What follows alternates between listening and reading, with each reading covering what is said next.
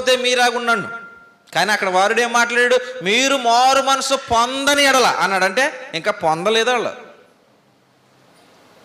కాబట్టి పొందనోడు ఏమంటాడంటే లాడు పాపి, లీడు పాపి, లాడు తప్పు చేశాడు, అందుకే దేవుడు అలాగా. ఈరోజు క్రైస్తవం అలాగ ఉందండి. పక్కోడిని అందరినీ చూపిస్తాడు, ఆడి పరిస్థితి ఏటో ఆడు పట్టించుకుంటలేదు. అందుకే మనం ఎప్పుడైతే మన పరిస్థితి పట్టించుకుంటేనండి పక్కోడు ఇంకా చూడవలసిన లేదు. మన పరిస్థితే వాడిని మంచోడిగా మారుస్తుంది. వాడు చెడ్డోడు అని చెప్తున్నావే, వాడే మంచోడు అయిపోతాడు నిన్ను బట్టి. ఇప్పుడు ఒక ఇద్దరు వ్యక్తులు ఉన్నారు పక్కన అనుకోండి, కోపిష్ఠుడు ఒకడు, సహించుకున్నాడు ఒకడు ఉన్నాడు అనుకోండి. సహించుకునేవాడిని బట్టి ఆ కోపిష్ఠుడు ఏమైపోతాడు? కొన్నాళ్ళకి ఆడు కోపాన్ని మర్చిపోతాడు. ఎందుకు? ఆ కోపాన్ని చూపించే పరిస్థితులు రావు అక్కడ.